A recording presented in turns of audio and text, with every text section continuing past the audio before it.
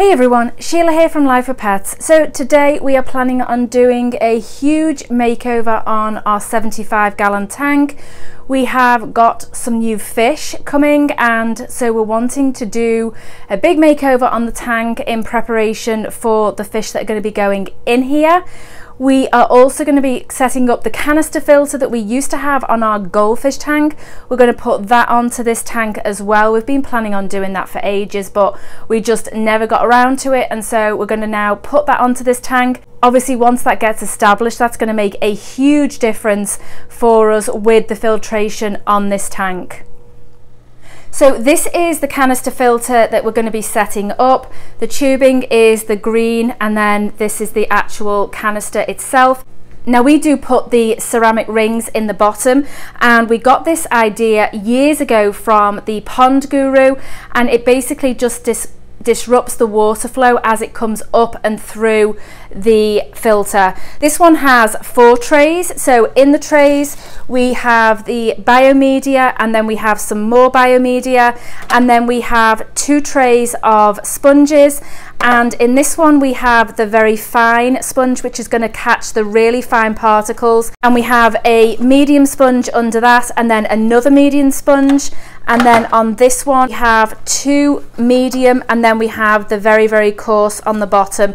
So we will stack these with this one on the bottom, and then this one, and then the biomedia on the top. And that's basically because in this canister filter the water is going to come from the bottom and then come up through all the baskets. So the biomedia, which is this one, needs to be on the top, because you want your water as clean as possible when it hits these 2 trays, because this is where an awful lot of the bacteria is going to grow. So we're going to be putting this into the 75-gallon. Just as a disclaimer, when we're putting these into here, not all canister filters water runs the same way, so it is important to find out what direction the flow of water is happening in your canister filter, because like I say, they're not all the same, so you might need to do it differently to the way we're doing ours.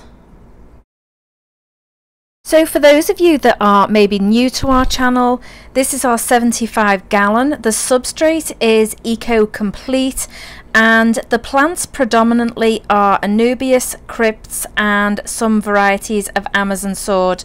Here we're just clearing up our snail graveyard. There are pufferfish in here, and we do feed them snails, and so periodically we do have to go through and obviously take away all the dead shells. When we do a makeover on this tank, we always create such a huge mess, because in a planted tank you rarely, if ever, have to actually vacuum the substrate. You can sort of hover over the top if you choose. However, with a planted tank it is best to not vacuum, or certainly not do it very often, and that's simply because the waste and any excess food goes down into the gravel, and it will actually help to feed the plants. Mostly in planted tanks that is not enough.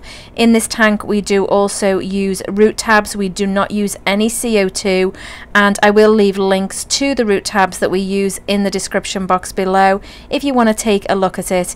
The decoration we got from PetSmart, and we do really like it. It was actually like the root system that we really liked, but then we knew we had a lot of Anubias, and so we thought we could fill it out and make it look a lot like a tree, and I do think that overall it did work once we were finished messing around with it.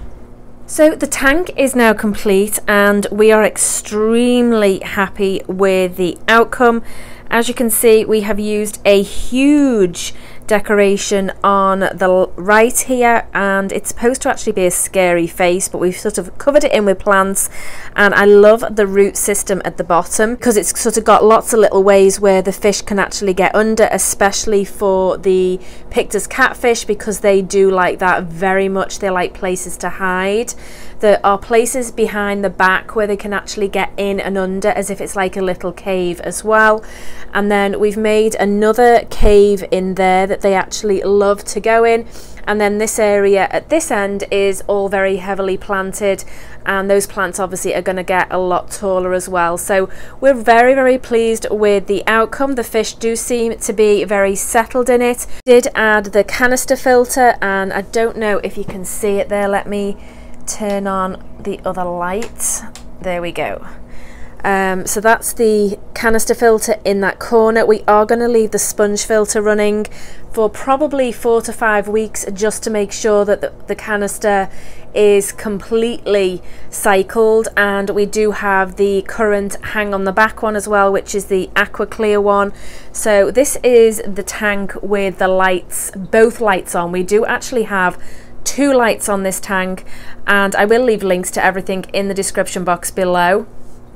The reason we do that is most of these plants are low light level plants, and so I find that with the main light that we use that it's too strong, and so the plants don't like it. So what we do is we use the light that you've just seen right at the beginning. We use that one for most of the day, and then for about 2 hours we have the stronger one come on for the plants that need more light, and it does seem to work really well. So hopefully that will keep it balanced as well. But as you can see, fish are all very settled, very happy, and a lot of these fish actually do love a strong current, and the canister filter does actually provide that. As I said at the beginning, we are having new fish coming into this tank. They are in quarantine at the moment. We do have one of the fish has actually made it out of quarantine, and that's one of these baby denison barbs, which you can see there, and you can see the huge size difference in the little one and the bigger ones. We do have another one of those in quarantine, and we also have a lot of other fish as well. So this tank is looking really good. We're very, very happy with how it's turned out. The one thing that we did have to make sure with this tank is it did have plenty of places to hide for the Pictus Catfish. You can actually see one in the cave right there. We made that cave. One of them does live very happily in there, and I think we've got one back in there. I don't know whether you can see it, just right back in there. And then another one usually lives in one of the holes back in there. This tree trunk actually does have a lot of holes. Actually, you can see the clown pleco on there as well. We don't very often see him, but you can see him at the back there as well. So we did have to make sure that there were plenty of hiding places for the Pictus Catfish, because they do like to hide. Let me know in the comments box below what you think of this tank. Like I say, we absolutely love it.